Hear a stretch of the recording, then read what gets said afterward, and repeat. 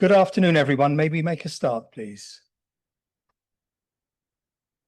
My name's Rob Canton. I am the chair of the steering group that arranges these lectures. Welcome to Cambridge and well done for getting here on a very hot and crowded day. Hope you all had good journeys here. It's wonderful to see so many people here in this venue. I need to tell you before we start about the usual housekeeping arrangements. The toilets you will have walked past as you came through. Many of you will have seen those. And if there is a fire drill, which we are not expecting, then you go out through that door, out of the premises and turn sharp left and congregate down there. But I'm hoping that's just something that we won't really need to know, but you need to be aware of. Before I introduce Lord Timpson, I would like to invite Lorraine Gelsthorpe, Professor Lorraine Gelsthorpe, to say a few words about an honoured and dear friend of ours.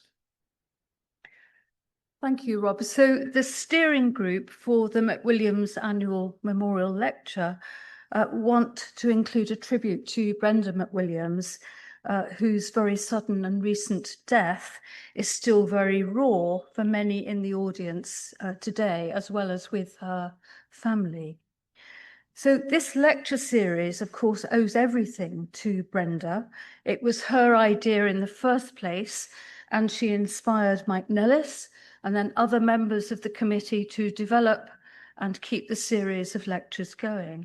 And as we say on the flyer, which we hope you've picked up, Brenda, Bill McWilliams' widow, has been a key member of the steering group, which oversees the lecture, including this one. She was very much involved in the planning for this lecture too.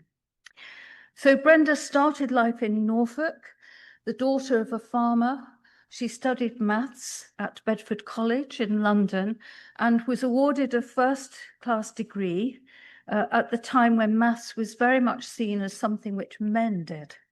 Her early career took her into the Ministry of Defence initially, and then into the Home Office Research Unit, at the time the largest group of criminological researchers anywhere.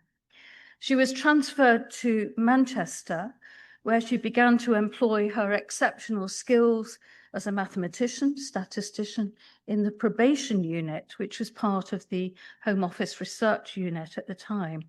And it was there that she met Bill, since he also worked in the unit some of the time, being keen on research.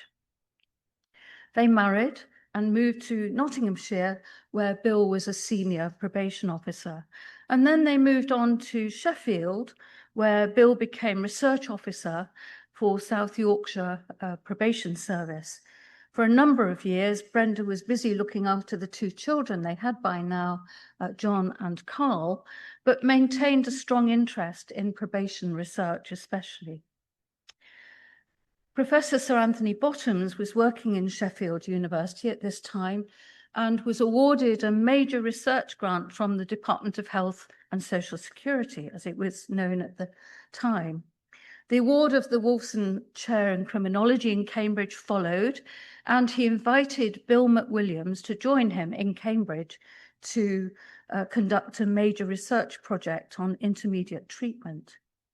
Brenda also worked on the project for about 5 years as the chief data analyst, bringing her wonderful statistical skills and good humour to the project. As it happens, independently of Bill, Brenda had already started to work with Tony Bottoms in Sheffield when he was editor of the Howard Journal for Penal Reform.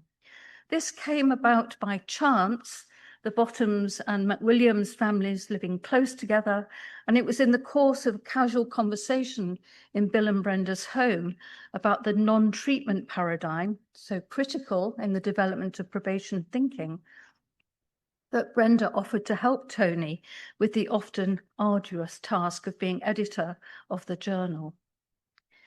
In Cambridge, after the IT project, Brenda worked as a data analyst in the Centre for Family Research in the university and had other contract research too. Alongside this work, she continued her work with the Howard Journal and indeed became publishing editor. Brenda made significant contribution to the development of the journal as it developed into a prestigious academic journal over the years under Tony's editorship and Brenda's keen eye for detail. She became a legend within Wiley Publishing, not only for her thoroughly professional work regarding the Howard Journal, but for other journals too, parliamentary history, for example. She was a wizard proofreader and copy editor. It used to be said that she could spot a missing comma or a superfluous comma 10 meters away.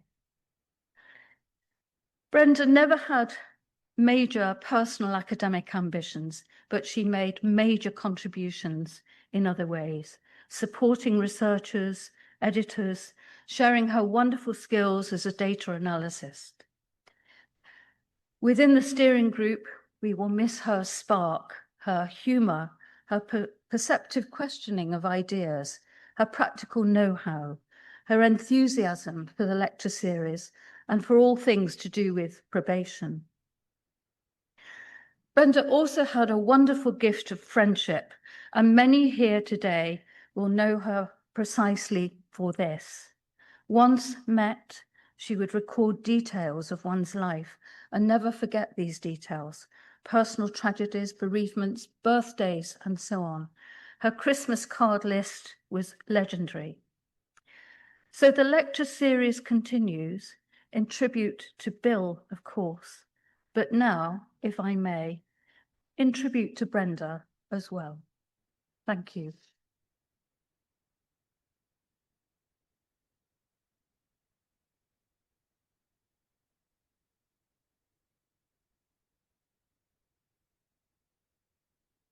Thank you so much, Lorraine. One of the stories that's told about the origins of probation is that in 1876, a Hertfordshire printer by the name of Frederick Rayner wrote to the Church of England Temperance Society. His visits to the police courts had filled him with frustration as he saw the same people appearing in court time after time. He wrote, "Offence after offence, sentence after sentence, appear to be the inevitable lot of him whose foot has once slipped. Can nothing be done to arrest the downward career?" He donated the handsome sum of 5 shillings towards establishing a mission to the police court, which was to evolve into the probation service. But what does arrest the downward career? Changes of heart and mind, but also fair opportunities, chances to lead a life in which offending has no place. Sometimes this is referred to as a second chance, although almost all of us in this room have met people who've never had a decent chance in the first place. To give people a chance is the foundational ambition of probation and also at the centre of the Timpson's recruitment strategy. Timpson's has been at the forefront of offering people with criminal convictions a chance and challenges other companies to do the same. It's for this reason that James Timpson's appointment to his present position was so widely celebrated by those concerned about the work of probation. With no intent to disrespect his predecessors, some of them seem to have had very little understanding of probation and valued it when they valued it at all, for the contribution it might make to the terribly overcrowded prison estate. By contrast, James Timpson has shown throughout his career that he understands probation's importance and value goes far beyond this. This was not just another political brief, as it may have been for others, but the appointment of someone with knowledge and sympathy for probation's mission. To give someone who's experienced so many rejections for employment an opportunity of a job is not just to provide them with an income, a structure to their life, a stable and satisfying routine. It's also an expression of confidence in them, of trust, of belief in them. And that belief extends throughout their career at Timpson's. In his maiden speech in the House of Lords, Lord Timpson said that throughout his business career, he's learned that if people are happy in their jobs and feel valued, trusted and cared for, they will perform day in, day out. I've found over the years that when you care for people, they care back. I don't think he'll mind my extending that insight to the relationship between probation staff and those under supervision. Many people on probation have shown through their crimes insufficient regard for the well-being of others, but the way to nurture their capacity to care is by treating them with respect, kindness, good humour and understanding. Just after the Second World War, a man named Sewell Stokes wrote a book with the rather dull title Court Circular, Memoirs of a Probation Officer. That book was turned later into a film entitled I Believe in You. Now, to believe in someone is not just something that takes place in the head of the believer. It involves trust, encouragement, support, and where possible, provides them with opportunities to build a good life. Bill McWilliams, who made so many important contributions to our understanding of probation's history, wrote of an early phase in which probation officers saw it as their task to save souls. In more secular times, we might prefer to speak of changing minds, but the activities required are much the same: support, guidance, encouragement. But these first probation officers were very practical people, and they recognized that alongside the changes within, there need to be real material opportunities. In other words, to walk the zigzag path to righteousness, you need your own resolve and effort and the encouragement of someone who believes in you, but you also need a good pair of boots. Few people have expressed this as clearly as James Timpson, who combines his belief in people with an unrivaled working knowledge of how to provide a stout pair of boots. Lord Timpson, may I invite you to present the 27th McWilliams Probation Lecture.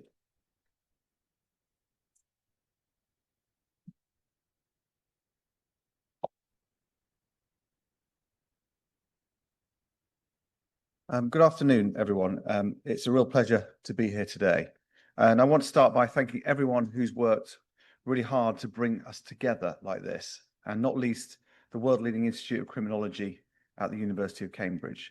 And it's an honour to be asked to give this lecture, and I want to honour the memory of Bill and Brenda too. And it was really nice to meet their sons Carl and John a few minutes ago, just now.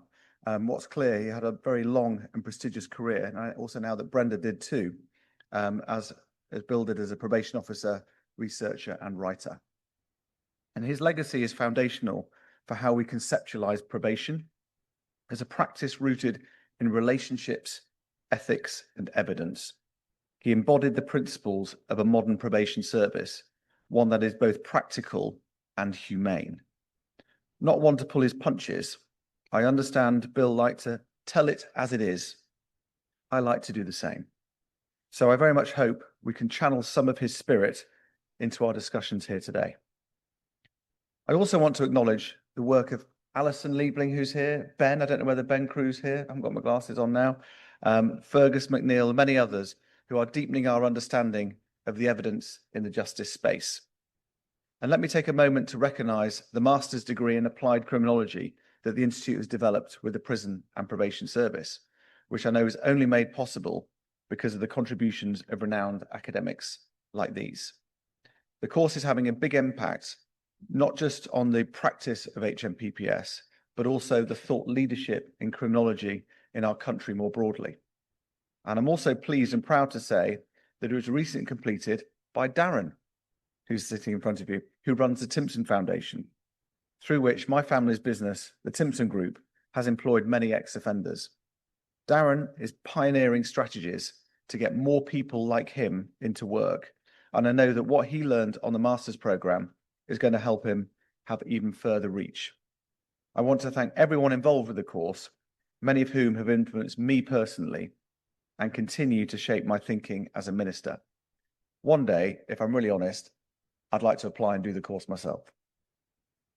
It is almost a year to the day since I delivered my maiden speech in the House of Lords.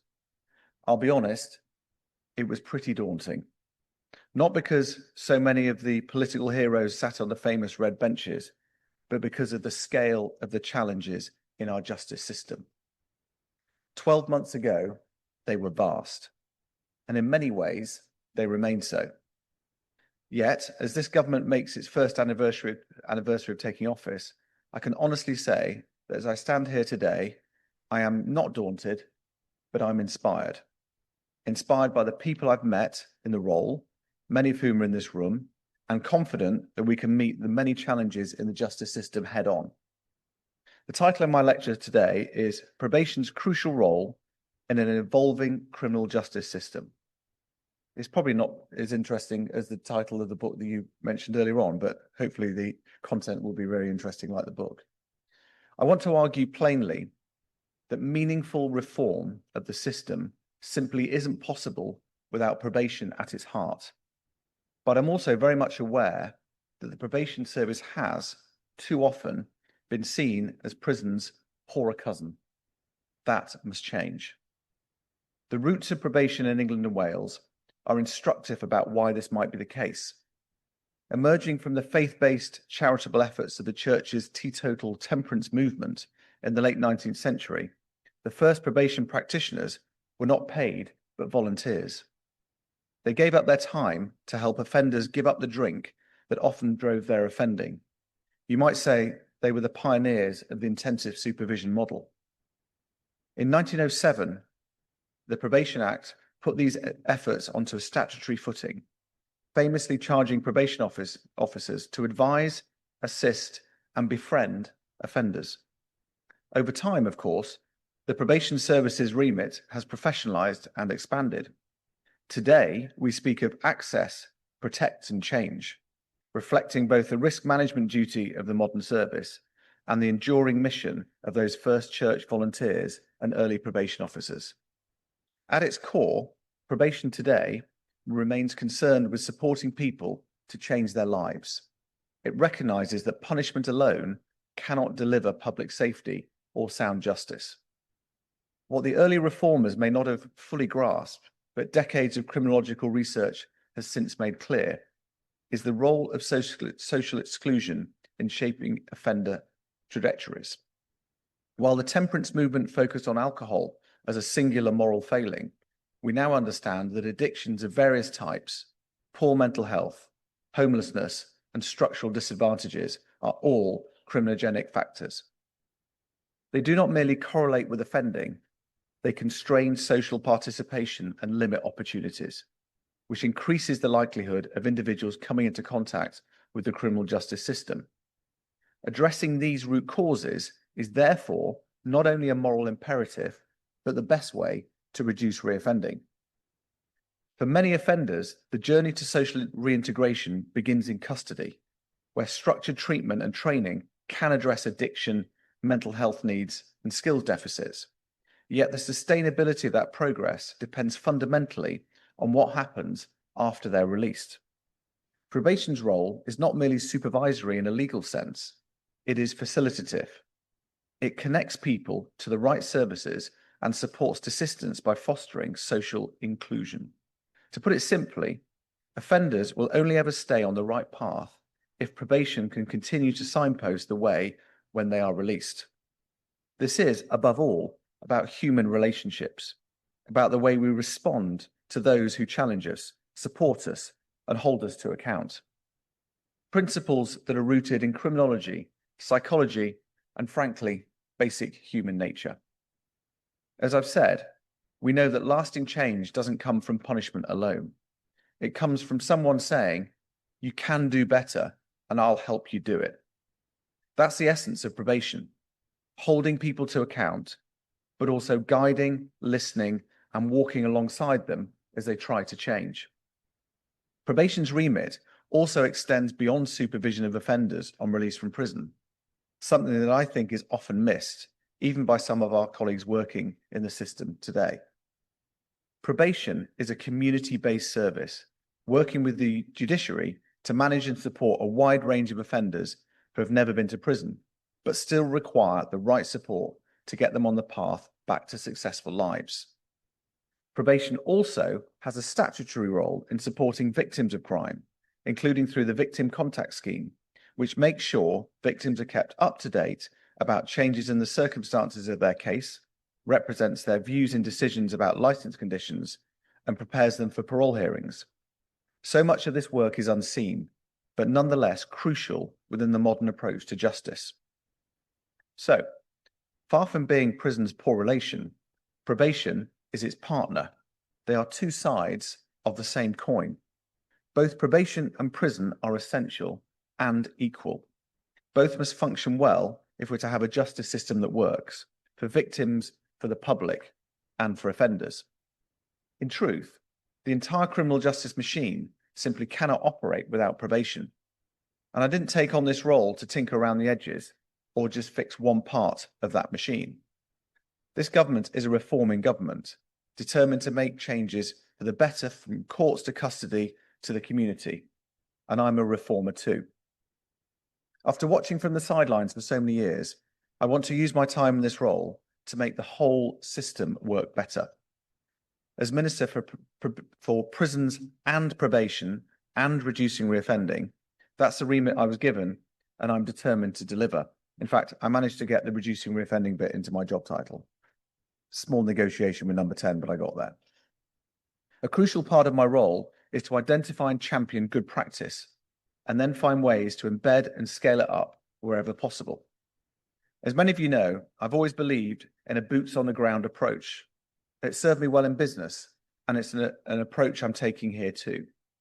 I've been out visiting probation service colleagues across the country, meeting the dedicated people who are demonstrating what good looks like.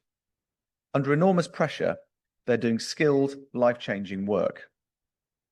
It's clear to me that probation doesn't get the praise it deserves, and I'll do my utmost to see that it's recognised as the vital public service that it is, as important as the doctors, teachers, police officers, and many other public servants who keep our country going. And let's not forget, this is a people business. I've run people businesses, and I know it matters how people feel in their jobs. Morale is incredibly important. When staff feel stretched, undervalued, and underwhelmed, the whole system suffers. But when people feel respected, trusted, and supported, everything changes, from the quality of supervision to the outcomes we see in the community. I want to make sure we have a probation service where its people feel valued every single day. Given how important probation is, we owe it to the people working in the service and the public they serve to get all of this right. So as the system evolves, and evolve it must, probation has to be at the centre of our plans. But I'm also very aware that it can't all be top down. National policy will be important, but so too will local practice. There will be different demands placed on probation officers depending on where they are in the country. So this can't be a one-size-fits-all approach. And the change to the system we need can only be delivered through the kind of partnership working that is in the best traditions of the probation service. We will need to work at all levels, from the probation delivery units with statutory responsibility for offenders, to the criminal justice boards that bring together probation, prisons, the police, local authorities, and the range of services that support offenders. And as well as the unions who have done a brilliant job of challenging and supporting us from day one. And last, by no means least, the third sector organisations that bring their unique specialist skills to help offenders turn their lives around.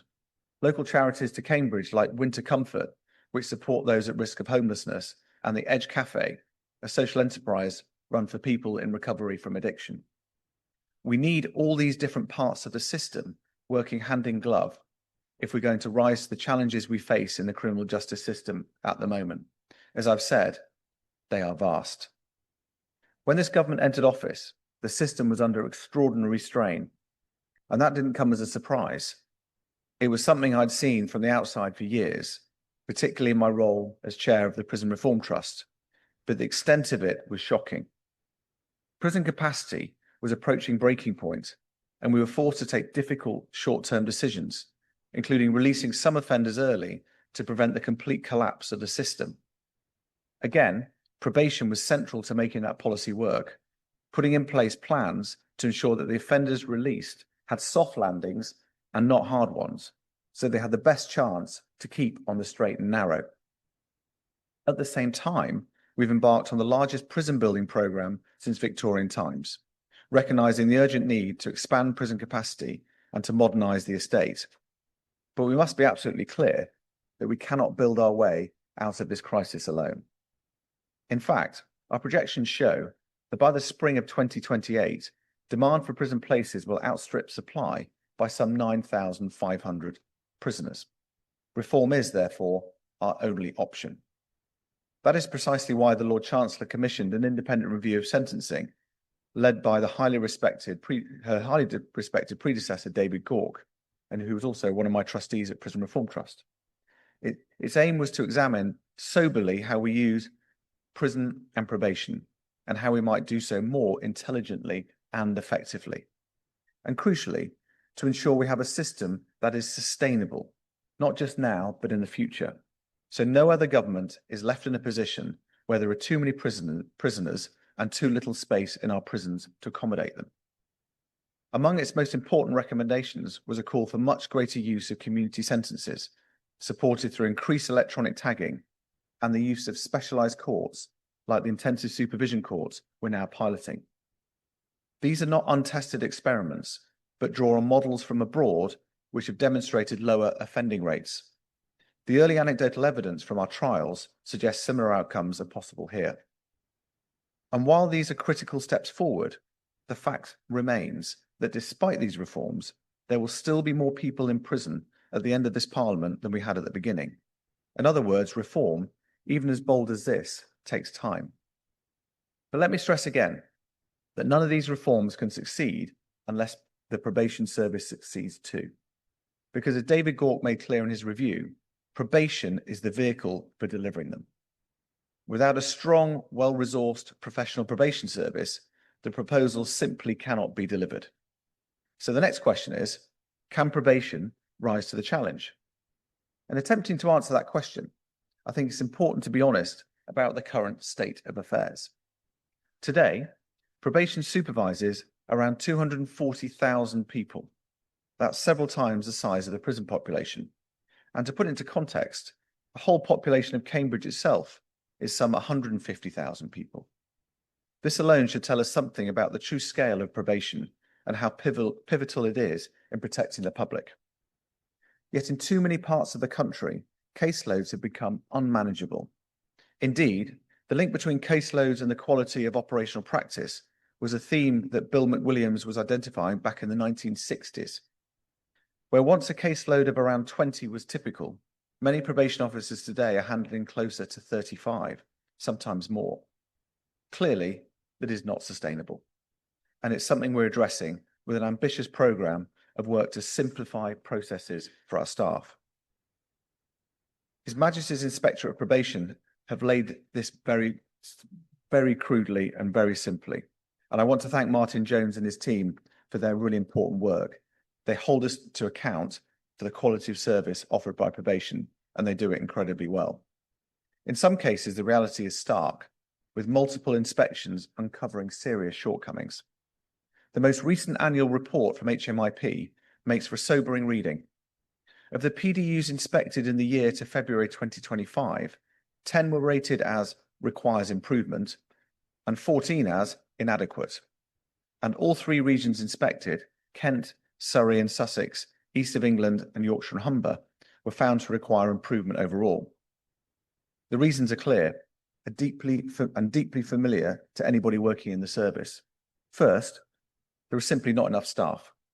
Despite significant recruitment, too many vacancies remain, particularly at the probation officer grade. That leaves existing officers stretched thin, juggling high-risk cases with limited experience or training. Second, the core task of managing risk needs urgent attention.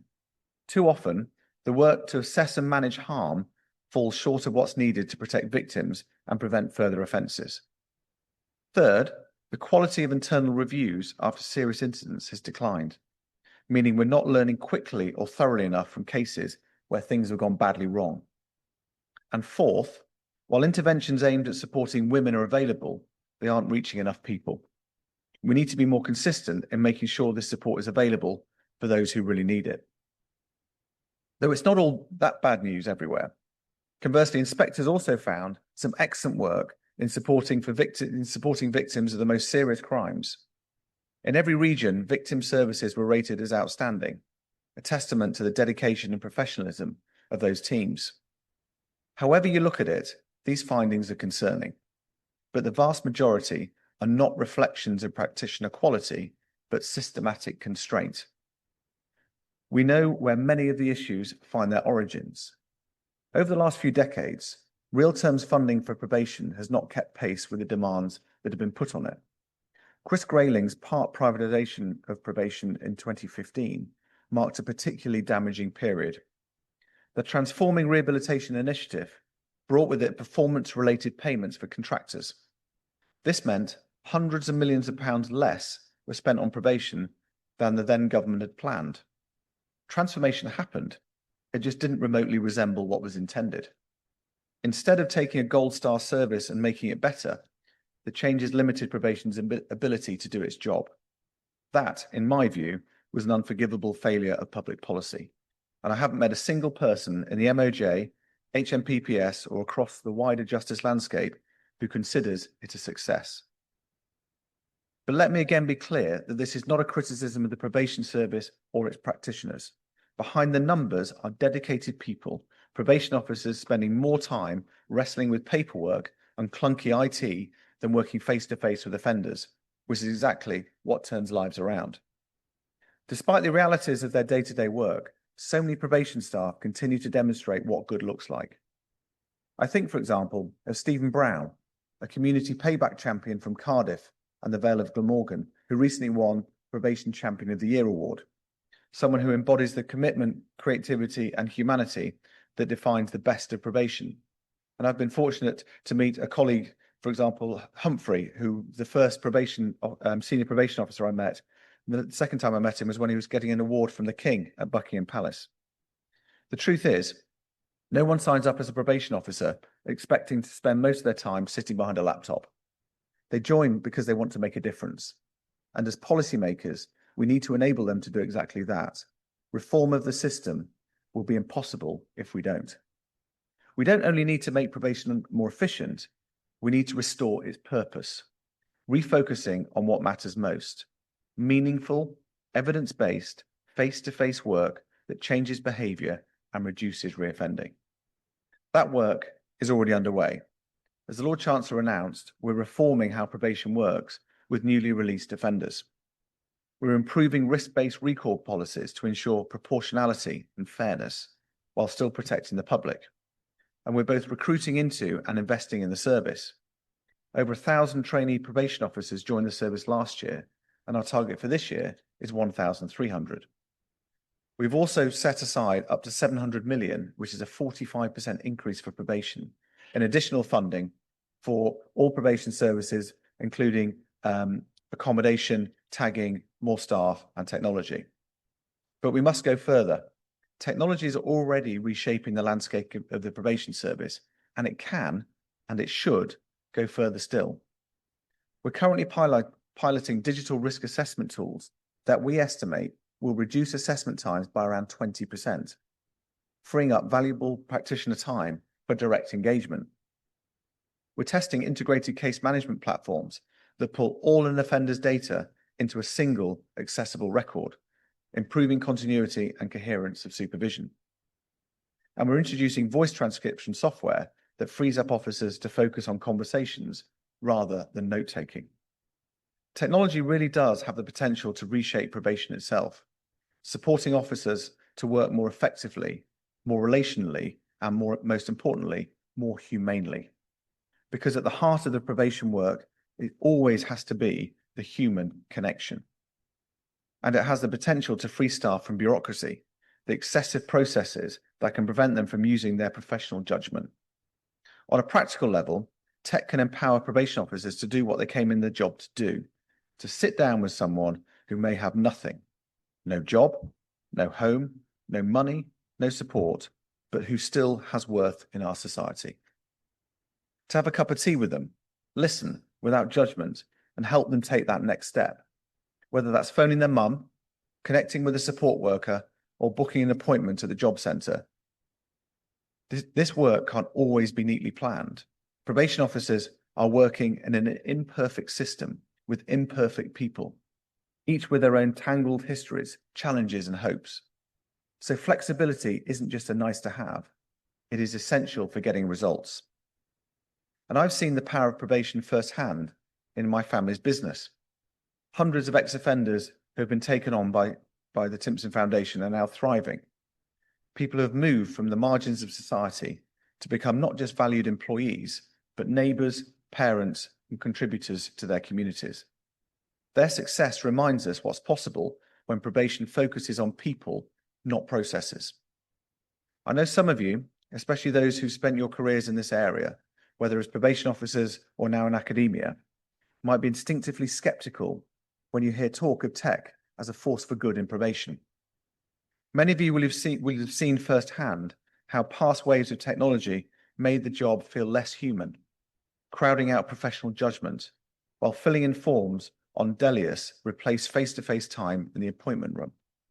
I completely understand that skepticism, but I believe we're now at the beginning of a very different kind of transformation.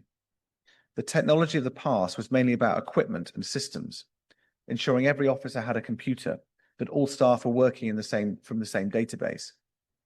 The tech we're exploring today is about unlocking time and insight, freeing staff from repetitive tasks, helping them see patterns earlier, and creating space for those human relationships, not replacing them.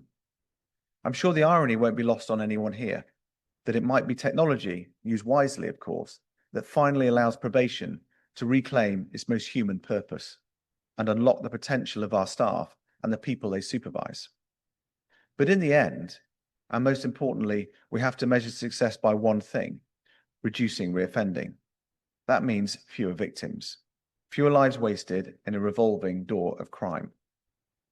We know that well-designed community sentencing, supported by effective probation, keeps people close to their families, their work, and their support services, all the things that can help them stay on the straight and narrow.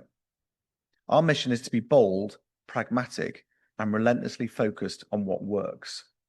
Of course, I will not be in this job in 2050, but as policymakers, we would be failing in our responsibility if we did not think carefully, not about the trajectory we're heading tomorrow. Just a few weeks ago, I took part in a Dragon's Den style event where tech innovators pitched their ideas for the future of probation. Some of their proposals were nothing short of extraordinary. Imagine, for example, a world where ankle tags evolve into discrete, wearable devices, not only monitoring location, but also providing real-time data on well-being and behavior. A device that acts in effect as a probation officer's digital assistant, part monitoring tool, part social worker, part health resource. Imagine probation having immediate, integrated access to all the relevant data, not across different systems, but in one place, following the person throughout their journey in the criminal justice system. Imagine AI tools that help identify emerging risks and suggest tailored interventions, never replacing human judgment, but enhancing it. This isn't science fiction. Much of this technology exists now. The question is whether we have the courage and the ethical commitment to use it wisely in ways that make probation more human, not less, that enable officers to focus on relationships, behavior change, and rehabilitation, the work that really changes lives and makes our communities safer. As Bill Gates said, most people overestimate what they can do in 1 year and underestimate what they can do in 10 years. I believe that insight applies precisely to justice reform. The tools are ready, the evidence is there, and we can make a real difference if we're bold enough to seize the opportunities. Let me close with this thought. Probation may not dominate the headlines. It rarely leads the news cycle in the way prisons do, but it is the quiet engine of our justice system and absolutely central to its success and to this government's Safer Streets mission. It is where the heavy lifting is done. We face a clear choice. We can continue to underinvest, undervalue, and lurch from crisis to crisis, or we can modernize, building a probation service that is fit for the future.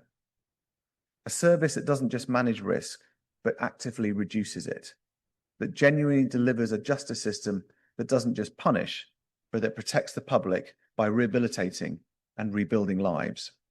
I know which path we must take, and we will take it. Thank you very much.